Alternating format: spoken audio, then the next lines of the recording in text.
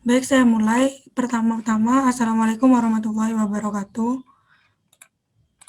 Waalaikumsalam warahmatullahi wabarakatuh. Saya selaku moderator yang pertama dari kelompok 6 akan membahas mengenai mengkaji konsep pengembangan inovasi pembelajaran literasi sains. Yang mana anggotanya yang pertama yaitu Erica Melia Savitri dengan NIM 19021010491. Yang kedua saya sendiri Mawardani dengan NIM 19021010497. Yang ketiga yaitu Rizka Nirmala dengan NIM 190210104114104. Rahmalia Zia Sulfa dengan NIM 1902101041111. Siti Maimuna dengan NIM 1902101041113. Dan yang terakhir adalah Nabila Marsha dengan NIM 1902101041117. Next.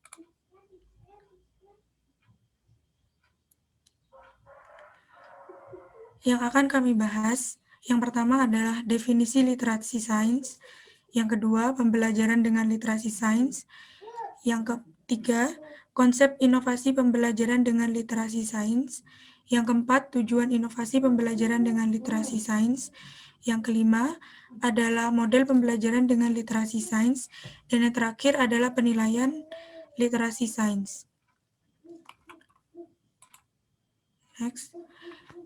Untuk pembahasan yang pertama, yaitu definisi literasi sains, akan dibahas oleh Siti Maimuna. Terima kasih. Jadi, definisi literasi sains berasal dari dua kata, yakni kata literatus yang artinya huruf atau pendidikan, dan berasal dari kata scientia yang artinya pengetahuan. Beberapa pendapat definisi literasi sains. Yang pertama dari Kisa mengatakan bahwa literasi sains diartikan sebagai kapasitas untuk menggunakan pengetahuan ilmiah untuk mengidentifikasi pertanyaan dan menarik kesimpulan berbasis bukti. Yang kedua, menurut pendapat LC Zuniari pada tahun 2017 mengatakan bahwa literasi sains adalah suatu ilmu pengetahuan dan pemahaman mengenai konsep dan proses sains yang akan memungkinkan seseorang untuk membuat suatu keputusan dengan pengetahuan yang dimilikinya.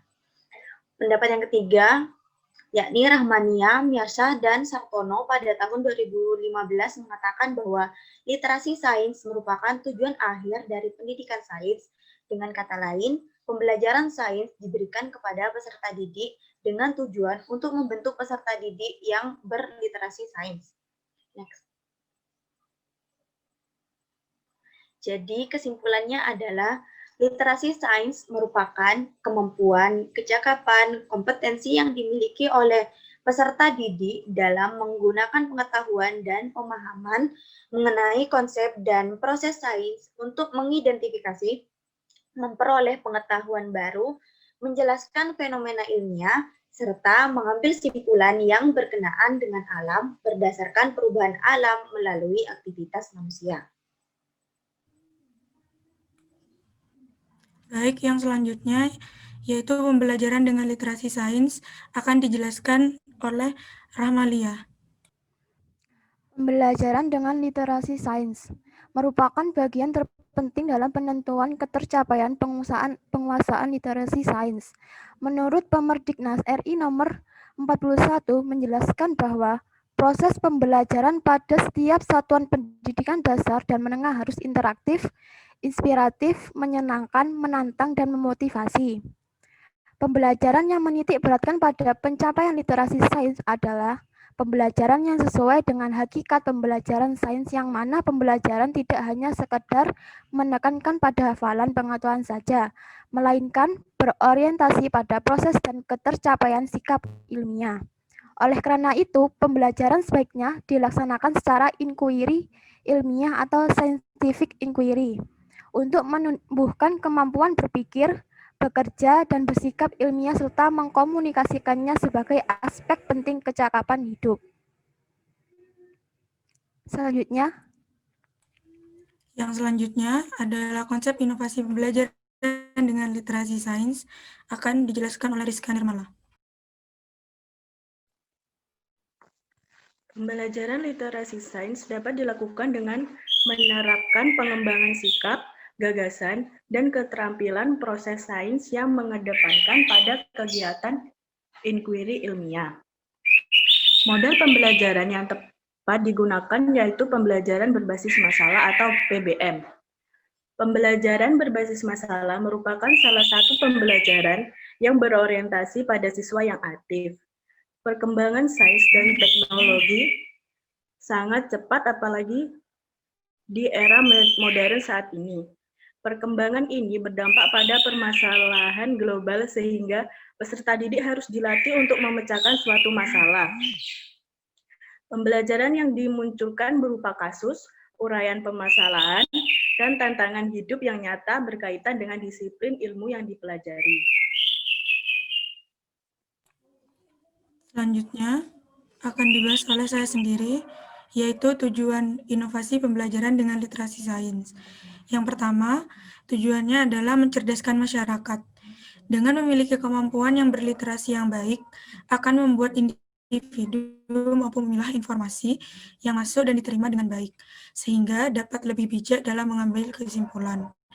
Yang kedua, yaitu membentuk kepribadian. Cara berpikir, tutur kata, dan sikap yang literat akan membentuk sebuah pribadi individu untuk memiliki budi pekerti dan tingkah laku yang baik dan sesuai dengan norma-norma yang ada. Yang ketiga yaitu memiliki beberapa kemampuan. Di antaranya satu, memiliki kemampuan pengetahuan dan pemahaman mengenai materi. Dan yang terakhir adalah kemampuan mencari, menemukan, dan menentukan jawaban yang berasal dari pertanyaan. Next. Yang selanjutnya adalah model pembelajaran dengan literasi sains akan dibahas oleh Erica.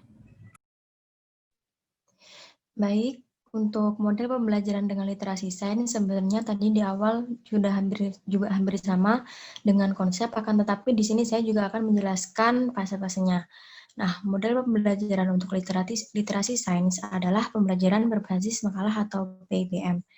Pembelajaran berbasis masalah atau PBM merupakan inovasi dalam pembelajaran dengan memfokuskan kemampuan berpikir siswa melalui proses kerja kelompok, sehingga siswa dapat memberdayakan, mengasah, menguji, dan mengembangkan kemampuan berpikirnya secara berkesinambungan. Pada pembelajaran berbasis masalah dijadikan sebagai stimulus dan fokus bagi aktivitas belajar siswa. Permasalahan yang muncul berupa kasus uraian permasalahan, tantangan hidup nyata yang berkaitan dengan disiplin ilmu yang dipelajari. Next. Nah, di sini terdapat 5 fase pembelajaran literasi sains. Untuk yang pertama yaitu memberikan orientasi tentang permasalahan, dan di sini untuk aktivitas pendidik yaitu menyampaikan tujuan pembelajaran, mendeskripsikan berbagai kebutuhan logistik penting, dan memotivasi siswa untuk terlibat dalam aktivitas pemecahan masalah nyata yang dipilihnya. Fase yang kedua yaitu mengorganisasikan siswa untuk meneliti, dan aktivitas pendidik di sini yaitu membantu siswa mendefinisikan dan mengorganisasikan tugas belajar yang berhubungan dengan masalah yang sudah diorientasikan pada tahap sebelumnya.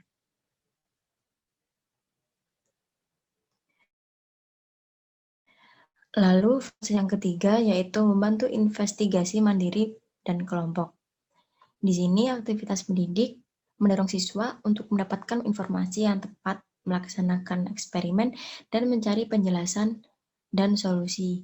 Jadi di sini pendidik tidak hanya memberikan motivasi di awal, akan tetapi beliau juga mengontrol jalannya pembelajaran tersebut, yaitu dengan membantu siswa dalam melakukan pekerjaannya seperti itu, dan juga mengarahkan dan menunjukkan bagaimana sih mendapatkan informasi yang tepat gitu.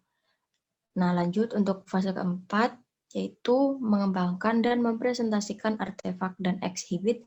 Aktivitas pendidik yaitu membantu siswa dalam merencanakan dan menyiapkan artefak seperti laporan, rekaman, video, model-model, dan membantu mereka untuk menyampaikan kepada orang lain. Next. Fase yang kelima atau fase yang terakhir yaitu menganalisis dan mengevaluasi proses pemecahan masalah. Aktivitas pendidik membantu siswa untuk melakukan refleksi terhadap investigasinya dan proses-proses yang mereka gunakan.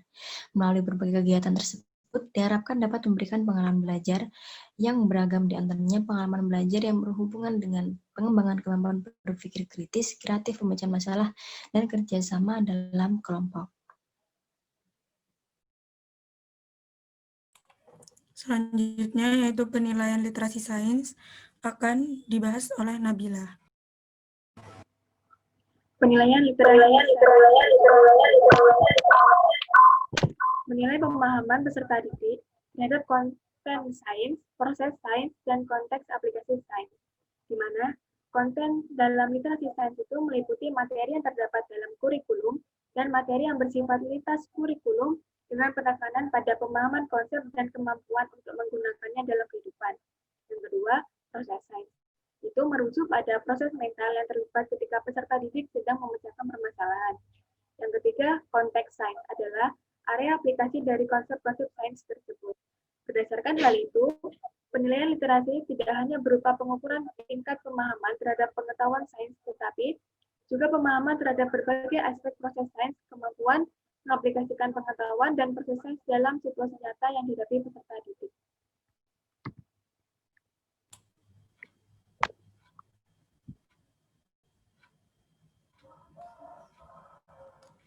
Ya, sudah pembahasan kami. Jadi berikut ini adalah daftar pustaka yang dijadikan dasar dalam pembahasan materi. Yang selanjutnya adalah sesi pertanyaan. Bagi teman-teman yang memiliki pertanyaan, bisa hand raise. Nanti saya akan pilih. Terima kasih. Bagi saudari Zeni yang mau bertanya, silakan ajukan pertanyaannya. Baik, terima kasih atas kesempatannya. Saya Zeni Setiawati, NIM 86, akan bertanya. Boleh ditunjukkan lagi slide-nya yang bagian terakhir mengenai penilaian literasi sains. Slide yang terakhir. Nah, itu kan pada kalimat terakhir ada kemampuan mengaplikasikan pengetahuan dan proses sains dalam situasi nyata yang dihadapi oleh peserta didik. Nah, pertanyaan saya, sebutkan contoh pengaplikasian pengetahuan dan proses sains dalam situasi nyata yang bisa dilakukan oleh peserta didik. Baik, dimengerti. Pertanyaan kedua oleh Nurul Ikdami Suniari. Silakan diajukan pertanyaannya. Baik, terima kasih. Di sini saya ingin menanyakan pada poin pertama di penilaian literasi sains, bisa dijelaskan lebih rinci terkait itu, saya belum memahami, dan itu contoh materinya. Terima kasih. Baik, dimengerti. Untuk pertanyaan yang selanjutnya, yaitu oleh Isti Wulandani. Silakan diajukan pertanyaannya. Baik, saya Isti Wulandani, izin bertanya mengenai metode pembelajaran berbasis masalah tadi itu, apakah ada kelemahan dan kelebihan? Terima kasih. Baik, terima kasih teman-teman. Jadi kami membatasi hanya 3 pertanyaan saja. Kami selaku kelompok 6 meminta waktu untuk berdiskusi sebentar untuk memikirkan jawabannya. Terima kasih.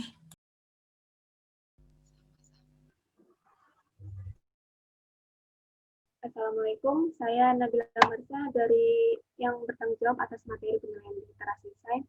Ini menjawab pertanyaan dari Nurul Ikdami, yaitu maksud dari poin pertama pada konten dalam literasi sains kan meliputi materi yang terdapat dalam kurikulum dan materi yang bersifat lintas kurikulum dengan penekanan pada pemahaman konsep dan kemampuan untuk menggunakannya dalam kehidupan.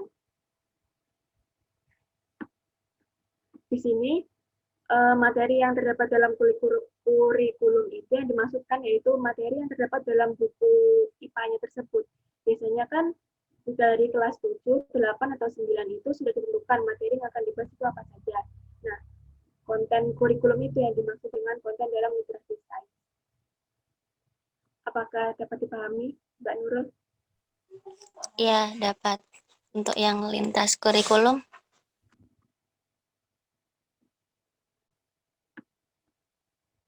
Gimana? terus untuk yang lintas kurikulum itu maksudnya dalam satu konten itu dibuat bercabang begitu atau sendiri-sendiri? Maksudnya penerapannya itu di dalam kurikulum dan materi yang bersifat lintas kurikulum. Maksudnya saya belum mengerti yang di lintas kurikulumnya. Oh. Biasanya kan seperti kita membahas tentang pewarsan, contohnya dalam pewarsan sifat. Nah, biasanya kan kalau misalnya IPA SMP itu pewarsan sifat itu kan berhenti pada hukum Mendel. Nah, kadang itu seorang guru itu kan membahas lebih jauh dari hukum Mendel itu yang memasuki materi untuk SMA gitu. Jadi lintas kurikulum yang dimaksud seperti itu. Baik, terima kasih dapat dimengerti. Sama.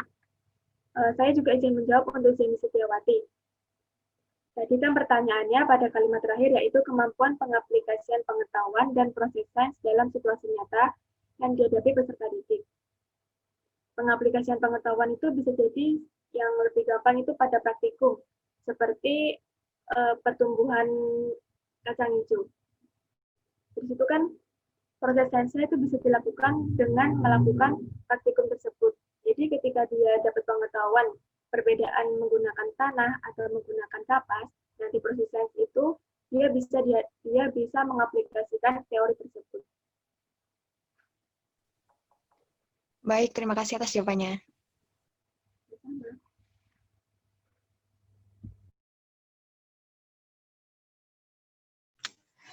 Baik, di sini saya Elica Melia Safitri akan menjawab pertanyaan dari Isti Wulandari.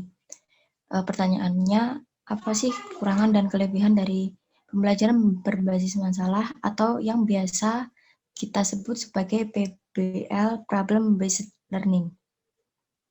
Nah, sesuai sumber yang sudah saya dapatkan, kelebihan model PBL ini menurut Sohimin 2016 antara lain yang pertama yaitu peserta didik dilatih untuk memiliki kemampuan memecahkan masalah dalam keadaan nyata. Dan yang kedua, mempunyai kemampuan membangun pengetahuannya sendiri melalui aktivitas belajar. Yang ketiga, pembelajaran berfokus pada masalah sehingga materi yang tidak ada hubungannya tidak perlu dipelajari oleh peserta didik. Hal ini mengurangi beban peserta didik dengan menghafal atau menyimpan informasi. Yang keempat, terjadi aktivitas ilmiah pada peserta didik melalui kerja kelompok. Dan yang kelima, peserta didik terbiasa menggunakan sumber-sumber pengetahuan baik dari perpustakaan, internet, wawancara, dan observasi. Yang keenam, peserta didik memiliki kemampuan menilai kemajuan belajarnya sendiri. Yang ketujuh, peserta didik memiliki kemampuan untuk melakukan komunikasi ilmiah dalam kegiatan diskusi atau presentasi hasil pekerjaan mereka. Dan yang kedelapan, kesulitan belajar peserta didik secara individual dapat diatasi melalui kerja kelompok dalam bentuk peer teaching. Nah, di sini sudah jelas sekali ya teman-teman untuk kelebihan dari PBL itu jika terdapat peserta didik yang kurang aktif atau pendiam. Nah, di sini kan kita akan membentuk kelompok. Di dalam kelompok terdapat diskusi. Dan di akhir akan diadakan presentasi hasil kerja kelompok masing-masing. Jadi di sini mereka yang tidak aktif akan aktif, yang pendiam akan mulai percaya diri seperti itu. Sedangkan untuk kekurangan model PBL masih menurut Sohiman 2016 antara lain yang pertama, pembelajaran berbasis masalah atau PBM tidak dapat diterapkan untuk setiap materi pelajaran. Ada bagian pendidik berperan aktif dalam menyajikan materi. PBM lebih cocok untuk pembelajaran yang menuntut kemampuan tertentu yang kaitannya dengan pemecahan masalah. Dan yang kedua, dalam suatu kelas yang memiliki tingkat keragaman peserta didik yang tinggi akan terjadi kesulitan dalam pembagian tugas. Mungkin cukup seperti itu. Bagaimana untuk Isti? Baik, terima kasih atas penjelasannya, Rica. Sama-sama. Baik, setelah ini akan dibuka sesi pertanyaan yang kedua. Bagi teman-teman yang masih memiliki pertanyaan, silakan raise hand. Nanti saya akan pilih dan silakan mengajukan pertanyaan. Kepada Evrika Marsyaulfa, silakan mengajukan pertanyaannya. Baik, saya izin bertanya. Nah, jadi dalam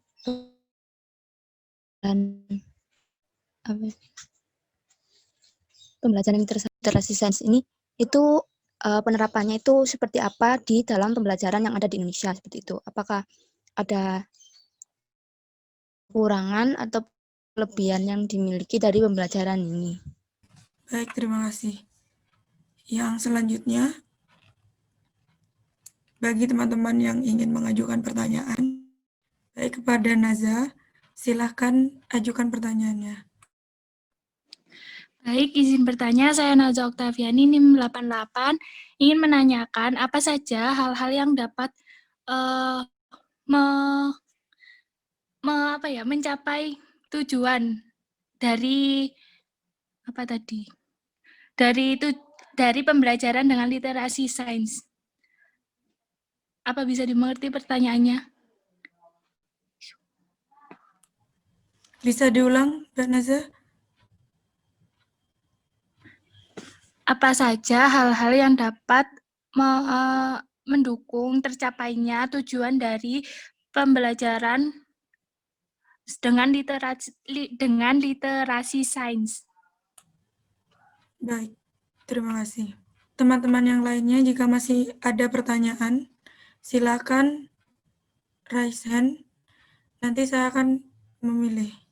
Oke, saya akan menjawab pertanyaan dari Naza. Tadi Naza kan bertanya apa saja hal yang dapat mendukung pencapaian tujuan dari pembelajaran dengan literasi sains kan.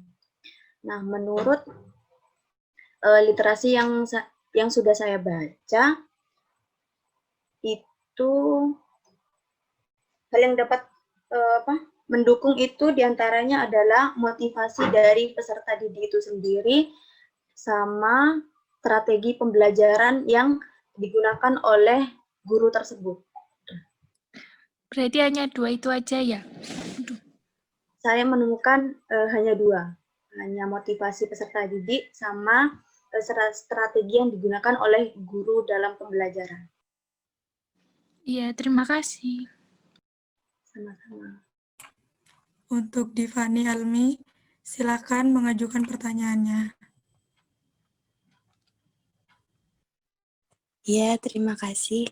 Jadi pertanyaannya itu, dalam menerapkan pembelajaran IPA di SMP berbasis literasi sains ini, apa kendala yang dapat muncul dan apa solusi yang bisa dilakukan oleh calon guru seperti kita? Ya, terima kasih. Baik, terima kasih. Mungkin teman-teman sekian dulu untuk sesi pertanyaan pada sesi 2 kali ini. Jadi kelompok 6 masih berdiskusi mengenai jawabannya. Terima kasih. Izin menjawab untuk pertanyaannya Divani. Menurut Lutfi 2011, bahwasanya permasalahan yang dialami dalam pembelajaran literasi sains adalah yakni gaya mengajar guru kurang menyenangkan peserta didik. Lalu afeksi guru belum bisa diteladani dalam penerapan tugas guru sebagai pendidik, pengajar, dan pelatih belum berjalan optimal. Lalu kecakapan guru menentukan dan menyajikan materi esensial relatif kurang, tugas yang terlalu padat bagi anak didik. Dalam mengendalikan lembar kerja siswa yang dijual penerbit tertentu selalunya dibuat guru. Kurang menerapkan disiplin bagi anak dan sains disajikan secara teoritis belum menggunakan laboratorium secara optimal. Ini artinya guru mengajar masih belum profesional, belum bisa menerapkan 4 kompetensi yang sudah ditetapkan pemerintah. Untuk solusinya sendiri adalah yakni meningkatkan kualitas pendidikan akan berarti apabila melakukan guru, karena dalam sistem pendidikan guru merupakan kunci dan berada pada titik sentral dari setiap revolusi pendidikan. Mengingat peran guru yang sedikit, maka perlu dilakukan upaya-upaya memperbaiki mutu guru. Jadi untuk solusinya sendiri yaitu memperbaiki kualitas guru sendiri dalam mengajarkan pembelajaran literasi sains, seperti pendekatannya, lalu strategi pembelajarannya, dan model pembelajarannya gitu. Bisa dipahami, Divani? Bisa, terima kasih. Terima kasih. Baik, saya akan menjawab pertanyaan dari Afrika, yaitu kelemahan dan kelebihan dari penerapan pembelajaran menggunakan literasi sains. Yang pertama, saya akan menjelaskan mengenai kelebihan. Jadi, dengan menerapkan pembelajaran dengan literasi sains, kelebihan-kelebihan yang dapat diperoleh yaitu dengan tercapainya kemampuan-kemampuan peserta didik yang meliputi memahami ilmu pengetahuan alam, norma dan metode sains dan pengetahuan ilmiah. Yang kedua, memahami kunci konsep ilmiah. Yang ketiga, memahami bagaimana sains dan teknologi dapat bekerja secara bersama-sama dan juga beriringan. Yang keempat, menghargai dan memahami pengaruh sains dan teknologi di dalam kehidupan masyarakat.